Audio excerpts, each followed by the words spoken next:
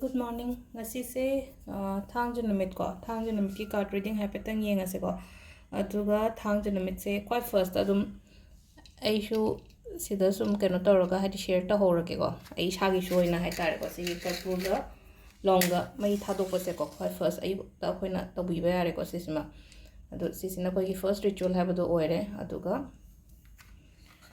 card messaging minar se timing in minar se ko do si se burn to matam se khoina khallo wa khan se da ko adi ai gi life ta haji obstacles lai ri ba kholi ba nungai ta ba palli ba mayam se hai tare ko thaba inkhang gi oiro pesha ge oiro natraga relationship kari crash pu ma mayam se hai tare ko phana ba ni ko si se na saturday ko ding gi tawai se masai gi ne men ni phu manga ni to bu du di hai di sometimes ka wo su yawe ko hai di ta seng na to ke ha ga to bu ko du yam adu su yam na kana ba ne aduga ngamdare en haragadi saturday se madi sung soi dana sigi ritual se madi tok thok biyo ba yumda ado si se dum haidi mapanda tha da de ha belete ko imung da dum tharaga mapanda lang thok bi gi ba se sino khoi first ki lere ko gi se chak ten har par ko loina ma kashu kai de chak traga so chak te hai na sagi ke no do long se kan bani na haidi loina ut oina ta ro ba ka sho ado aina di thadok re no ko khara di mura ko loi cha aga le na se da adu na haidi se da cha I chak te hai na kemta sum khandi ga no ba ko se lere ko ha ba gi se adu card message am e share tok zara ge ma'am da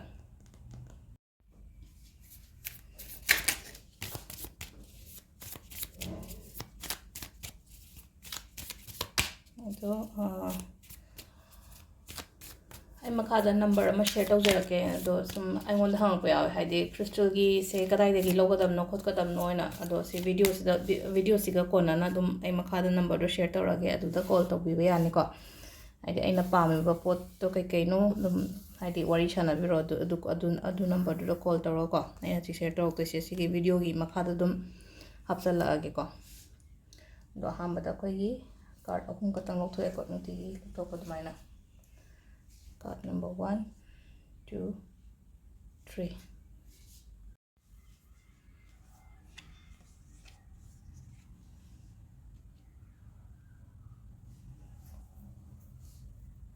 se lere ko card ahum se card number 1 ga 2 ga diam phare ko ngasi gi na hara ga dum 1 2 se hai tar ko haidi afaba lakpo oina oibodo haidi pha numit se phaba aingon da kana ba lakpa sel tum gi matang da oiro thabak ki matang da positive result lakpa positive output lakpa hai tar ko outcome anu maina hai tar ko nai lakpo ko poina pi aina ningba aina khaliba aina ningiba poto oina lakpo do phana lakpa hai tar ko sum aduga ahum su base na khadang khara keno tore ko haidi clear oidabado confused at hai tare ko sida hai confused at hai karom chato no khangdabagi khara laini ko ngasi se hai se tawsira to rishira kana khanjana ba adu do sida hoina comment to boya hai meditate ko mato bu ko hai ngatang meditation ga toroga mi shalaga sum phasana khandaraga ko si hai lambi e se jak chato sho pudi busy ne hena kana gani ko adu duna hai busy do na chatke adu da so mu ai se clarity se pura clear oid kano laitre na khalase ba ataga dem kai to boya haidi aigi imung manungi mi hai tare ko aiga loinari ba mi du doina hangbiyo ba ai si tawge na khali si subu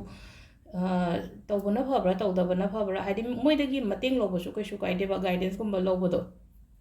anu sida leire ko kan message na da hambagi 1 2 di am pha record result se de haninga si ko na di apa positive card oina la e ko aduga timing se ki pung taru ka minute tram pan deina tare ka minute yang kai taru phom leire re trama thoi ga minute train thoi deina pung mari ga minute manga phom leire de manga ga minute phom de deina tare ka minute manga phom leire de gi nipan ga minute kun tare ta gi na 12 ga minute kun tra mari phom leire aduga ahum ga minute train pan deina mari ga minute nifu phom leire ko aduga Setkadaba colors yi ma'am no khangbiramani ko Saturday di black or purple color gumba maina use to bi ba ko ado se leire khoi gi Ngasigi card ki message ko thank you